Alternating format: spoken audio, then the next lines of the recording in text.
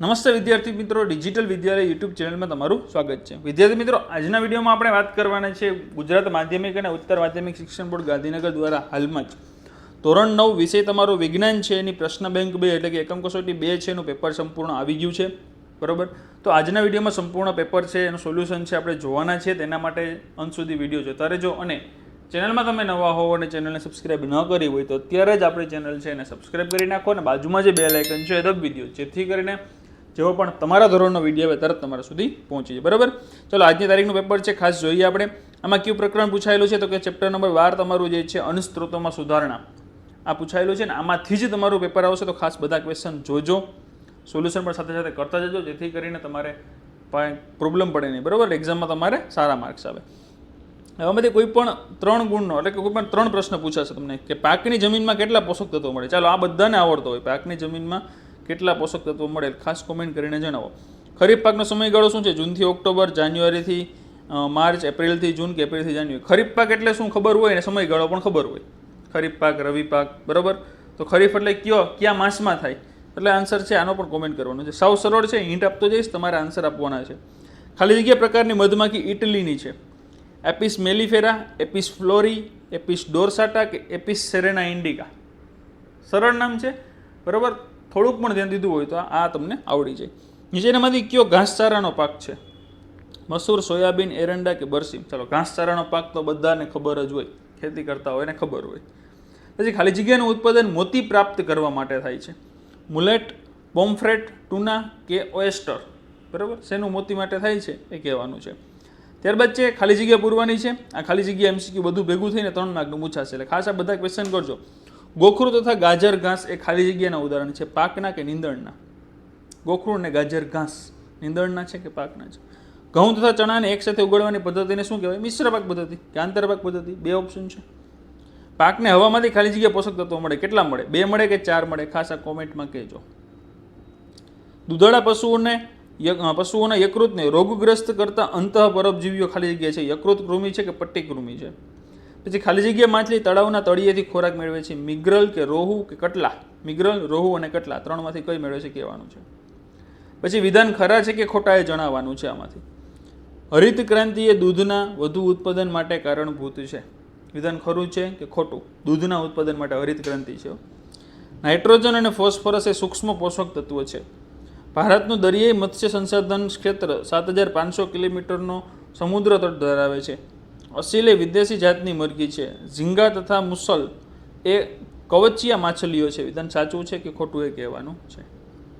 ચાલો, તે બાદ પ્રશ્ન 1B છે. કુલ 10 પ્રશ્ન આપેલા છે, એમાંથી કોઈ પણ 2 પૂછાશે. 2 ગુણના ટોટલ 4 માર્કમાં પૂછાશે. કે નીચે આપેલા પોષક તત્વોને લઘુ પોષક તત્વો તથા ગુરુ પોષક તત્વોમાં વર્ગીકૃત કરવાના છે. નાઇટ્રોજન, કેલ્શિયમ, બોરોન ને ફોસ્ફરસ. આમાંથી લઘુ પોષક તત્વો કોણ છે ને ગુરુ કોણ છે? નીચે આપેલા પાકને ખરીફ તથા રવિ પાકમાં વર્ગીકૃત કરો. ઘઉં, મકાઈ, ડાંગર, ચણા. બરાબર, આની તમારે PDF જોતી હોય તો PDF આપણી જે છે વેબસાઇટ છે www.digitalvidyalaya.in, ત્યાંથી PDF પણ મળી જશે અને સાથે સાથે તમને સોલ્યુશન જે છે એ પણ PDFમાં મળી જશે. બરાબર, ત્યારબાદ ત્રીજું છે કે આપેલ પાકને કાર્બોદિતયુક્ત તથા પ્રોટીનયુક્ત પાકમાં વર્ગીકૃત કરો. ચોખા, અડદ, મસૂર, મકાઈ. કાર્બોદિત અને પ્રોટીનયુક્ત. આમાંથી કાર્બોદિત શેમાં વધારે હોય ને પ્રોટીન શેમાં વધારે હોય એ અલગ અલગ પાડવાનું છે. ચોથું છે આપેલા પાકને ઘાસચારાના પાક તથા નીંદણમાં વર્ગીકૃત કરવાનું છે. સુદાન ઘાસ છે, ગોખરું છે, બરસીમ છે અને ગાજર ઘાસ છે. બરાબર, પછી માછલીને મીનપક્ષયુક્ત માછલી તથા કવચીય માછલી. મુલેટ, મુસલ, ઝીંગા અને ભેટકી. આમાંથી મીનપક્ષયુક્ત કઈ છે ને કવચીય કઈ છે એ કહેવાની છે. આગળ આપણે ખાલી જગ્યા ખરા ખોટું આવ્યું એમાં હતું આ નામ. બરાબર, પછી આપેલા માછલીને પાણીની સપાટી પરથી ખોરાક લેનારી, પાણીના મધ્યમાંથી અને પાણીના તળિયેથી ખોરાક લેનારી માછલી છે એમાં વર્ગીકૃત કરવાની છે. એમાં કોમકાર્પ છે, મિગ્રલ છે, રોહુ છે અને કટલા છે. આ પણ આગળ આપણે ખાલી જગ્યામાં છે આવી ગયું છે. બરાબર, પછી ગાયની જાતને દેશી તથા વિદેશી જાતમાં વર્ગીકૃત કરવાની છે. જર્સી, રાંતી સિંધી, સાહીવાલ, બ્રાઉન, સ્વિસ. આમાંથી દેશી કઈ છે અને વિદેશી કઈ છે? પછી નીચે આપેલા પાક જોડો પૈકી કઈ આંતરપાક ઉછેર પદ્ધતિની છે? ઘઉં, રાઈ, બાજરી, ચોળા. ઘઉં, રાઈ, બાજરી, ચોળા, ઘઉં, ચણા, સોયાબીન, મકાઈ, મગફળી, સૂર્યમુખી. આંતરપાક પદ્ધતિ કઈ છે આમાંથી? પછી પાક સુધારણા માટે ઈચ્છિત કૃષિકીય લાક્ષણિકતા જણાવો અને ખેતીલાયક જમીન માટે થતી સિંચાઈના પ્રકાર જણાવો. બરાબર, ચલો સેક્શન એ હતો. સેક્શન બી 6 ગુણનો તમારો રહેશે. એમાં તો 10 પ્રશ્ન આપેલા છે, એમાંથી કોઈ પણ 2 પ્રશ્ન પૂછાશે ને 1 માર્કના, ટોટલ 2 માર્કના પૂછાશે. હવે આમાંથી અલગ પડતી વસ્તુને તારવવાની છે. ગોખરું, ગાજર ઘાસ, મોથા અને બાજરી. નીંદણ પણ હોય, મિશ્ર પાક પણ હોય, પાક પણ હોય, બરાબર. કયા છે કહેવાના છે. મિશ્ર પાક પદ્ધતિ, પાકની ફેરબદલી, નદીના પાણીને ઊંચકવાની પદ્ધતિ અને આંતરપાક. જો તને પાકની પદ્ધતિ છે ને એક પાણી ઊંચકવાની છે, તે અલગ પડે છે. ચણા, વટાણા, જુવાર ને મસૂર, આમાંથી શું અલગ પડે કહેવાનું. મુલેટ, ભેટકી, પર્લ સ્પોટ અને ઓએસ્ટર પ્રકાર છે, માછલીના છે કે શેના છે એ ખાલી કહેવાનું છે. અનાવૃષ્ટિ, ક્ષારતા, કીટકો ને વધુ પડતું પાણી. તો અનાવૃષ્ટિ, ક્ષારતા છે, કીટકો છે ને વધુ પડતું પાણી છે. તો આમાં શું અલગ પડે કહેવાનું ખાસ આપણે, બરાબર. પછી એક વાક્ય કે શબ્દમાં ઉત્તરો આપવાના છે કે એક સ્વસ્થ પશુની 2 લાક્ષણિકતા જણાવો. એક જ વનસ્પતિની જાતને વિવિધ વિસ્તારોમાં વિવિધ આબોહવામાં ઉગાડી શકાય તે કયા પ્રકારનું લક્ષણ ગણાય. કૃષિ પાકોની કઈ બાબત કાપણીની ક્રિયાને સરળ અને કાપણી દરમિયાન ઓછું નુકસાન કરે છે. કઈ કૃષિ પદ્ધતિમાં કોઈ માનવ સર્જિત રસાયણનો ઉપયોગ કરવામાં આવતો નથી. કઈ મધમાખીમાં મધ એકત્ર કરવાની ક્ષમતા ખૂબ જ વધારે હોય છે, બરાબર. પ્રશ્ન 2 બ છે, એમાંથી કોઈ પણ 2 પ્રશ્ન પૂછાશે. 2 ગુણના છે, ટોટલ 4 ગુણ છે. કે ભાઈ તફાવત આપો ખરીફ અને રવિ પાક, એનો સમયગાળો કહેવાનો, ક્યાં ક્યાં પાક થાય કહેવાનો. 2 મુદ્દા કયો એટલે ચાલે. તફાવત જ છે બધા. સેન્દ્રિય ખાતર અને રાસાયણિક ખાતર, ગુરુ પોષક તત્વો અને લઘુ પોષક તત્વો, મિશ્ર પાક અને આંતરપાક પદ્ધતિ, મધમાખી ઉછેર ને મરઘા પાલન, દરિયાઈ મત્સ્ય ઉછેર ને સ્થલીય મત્સ્ય ઉછેર, બરાબર. પછી લાભ તથા ગેરલાભ છે. મત્સ્યપાલનના લાભ તથા ગેરલાભ. પછી બ્રોઇલર અને લેયર મરઘીમાં તફાવત છે. કમ્પોસ્ટ તથા વર્મી કમ્પોસ્ટ ખાતર જે છે એનો ભેદ ઉકેલવાનો છે. જૈવિક અને અજૈવિક પરિબળો કેવી રીતે પાક ઉત્પાદનને નુકસાન પહોંચાડે છે એ કહેવાનું છે, બરાબર. ચાલો ક્લિયર. ત્યારબાદ છે સેક્શન સી, એ પણ તમારો 6 ગુણનો છે. કોઈ પણ 15 આપેલા છે, એમાંથી 3 પ્રશ્ન પૂછાશે 1 ગુણના, એટલે 3 ગુણના તમારે પ્રશ્ન થશે આમાંથી.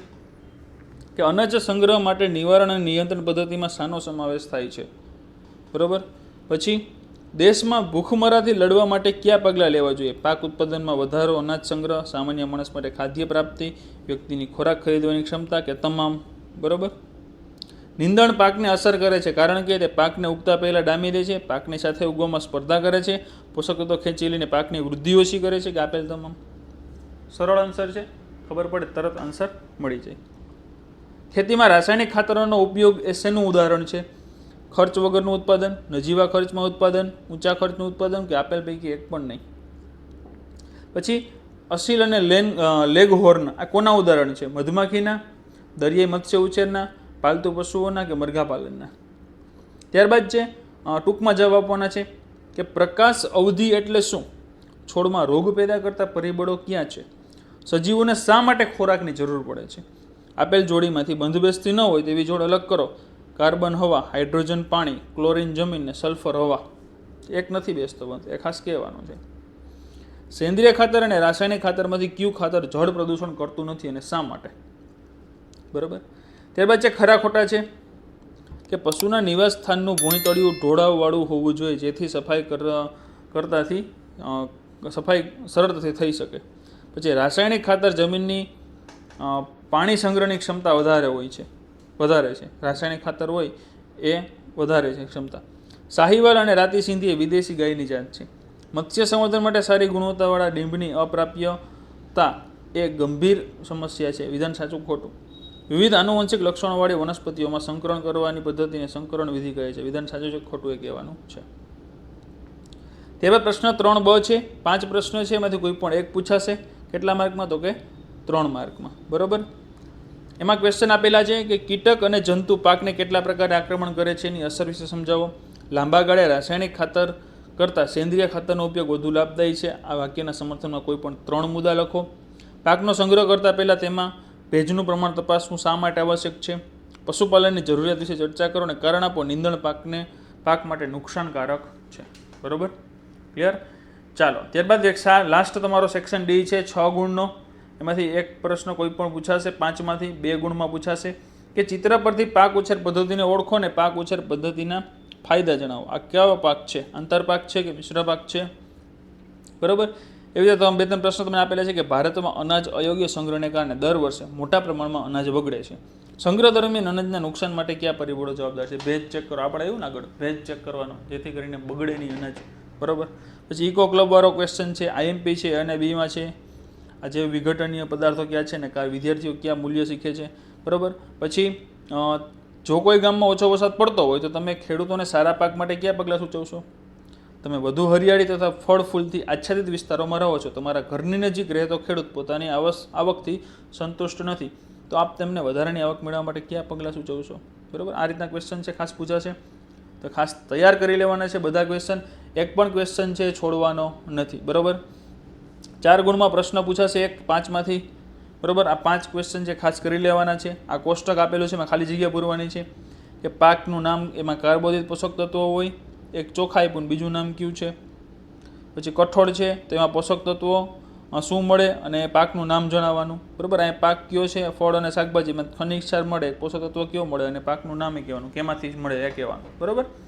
પછી એવી રીતે તમને ગ્રાફ આપ્યો છે કે ભાઈ 2 ખેતર એ અને બીમાં સેન્દ્રિય ખાતરને રાસાયણિક ખાતરનો પ્રયોગ કરવામાં આવ્યો છે. અન્ય પરિબળોને સમાન રાખીને ગ્રાફનું અવલોકન કરો, નીચે આપેલા પ્રશ્નનો ઉત્તર આપો. કે પાકનું અહીંયા જે છે એ પાકનું ઉત્પાદન છે, આ બાજુ જે છે એ ટકામાં, અને આ બાજુ છે એ સમય છે. હવે એ છે એ સેન્દ્રિય ખાતર છે અને બી છે એ રાસાયણિક ખાતર છે. સેન્દ્રિય અને રાસાયણિકમાં શું તફાવત છે એના આધારે પ્રશ્ન જવાબ આપવાનો છે. કે ગ્રાફ બીનું પાક ઉત્પાદન એકદમ વધીને ધીમે ધીમે કેમ ઘટે છે, એમાં સૌથી ઉપરની ટોચે થોડીક વિલંબિત કેમ થાય છે, ગ્રાફમાં બંને પેટર્ન અલગ હોવાના કારણ જણાવો, જમીનના પોષક તત્વો એની ઉપર આધાર રાખે, રાસાયણિક ખાતર ને સેન્દ્રિય ખાતરને, બરાબર. પછી કોષ્ટકનો અભ્યાસ કરીને પ્રશ્નને જવાબ આપવાના છે. પાક ઉછેર પદ્ધતિ છે, ઉગાડવામાં આવતા પાક છે, બરાબર. X, Y ને Z છે, તો ખાસ એના આધારે જવાબ આપવાના છે. અને મત્સ્ય ઉછેરના વિવિધ પ્રકાર છે એ સમજાવવાના છે. ક્લિયર? તો આ રીતનું તમારું જે છે એ ધોરણ 9 વિજ્ઞાનનું પેપર છે, આમાંથી જ પૂછાશે. આ જ ક્વેશ્ચન હશે, કોઈ બહારના ક્વેશ્ચન નહીં હોય તો ખાસ આ તૈયાર કરી લેવાના છે. અને કોઈ પણ ક્વેશ્ચનમાં ડાઉટ હોય, ન સમજાતો હોય ખાસ કોમેન્ટ બોક્સમાં જણાવી દેજો. અને એનો સોલ્યુશન તમને જે છે પીડીએફમાં આપણી જે વેબસાઇટ છે www.digitalvidyalay.in, આ વેબસાઇટ ઉપરથી તમને સંપૂર્ણ સોલ્યુશન અને પેપર બંનેની પીડીએફ મળી જશે, ત્યાંથી તમે ડાઉનલોડ કરી શકો છો. અને ચેનલમાં તમે નવા હોવો અને ચેનલને સબસ્ક્રાઇબ ન કરી હોય તો અત્યારે જ આપણી ચેનલ છે એને સબસ્ક્રાઇબ કરી નાખો અને બાજુમાં જે બેલ આઇકન છે એ દબાવી દો, જેથી કરીને જેવો પણ તમારા ધોરણનો વિડીયો આવે તરત તમારા સુધી પહોંચી જાય. કાંઈ ન સમજાતું હોય તો ખાસ કોમેન્ટ કરી દેજો અને વિડીયોને મેક્સિમમ તમારા બધા મિત્રો સુધી શેર પણ કરી દેજો, જેથી એને પણ સંપૂર્ણ સોલ્યુશન મળી જાય. ચાલો મિત્રો, મળીએ આપણે નવા વિડીયોમાં. ત્યાં સુધી આવજો મિત્રો. જય હિન્દ, જય ભારત.